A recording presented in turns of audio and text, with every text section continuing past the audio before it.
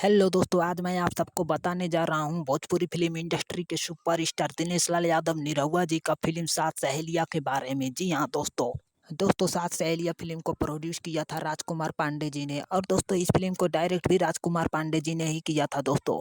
और दोस्तों अगर इस फिल्म का स्टार कास्ट का बात करें तो इस फिल्म के स्टार कास्ट में थे सुपरस्टार दिनेश लाल यादव जी, ऋषभ कश्यप, गोलू जी, पाकी हेगड़े जी, चिंटू पांडे जी, मोनालिसा जी और भी कई सारे कलाकार थे दोस्तों। और दोस्तों आप सबको बता दें कि इस फिल्म में सात सात हीरोइन ने काम किया है दोस्तों। और दोस्तों आप सबको बता दें कि ये फिल्म काफी ज्यादा सुपर डुपर हिट हुआ था दोस्तों। जी हाँ दोस्तों, और दोस्तों इस फिल्म का स्टोरी भी कमाल की है दोस्तों।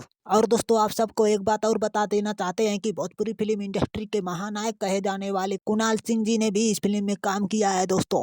और दोस्तों इस फिल्म के गाने भी काफी शानदार हैं दोस्तों। चलिए दोस्तों इस फिल्म का रिव्यू यहीं पर ख़त्म करते हैं। अगर इस फिल्म का रिव्यू अच्छा लगा हो तो लाइक कमेंट और सब्सक्राइब जरूर करिएगा दोस्तों। चलिए धन्यवाद दोस्तों।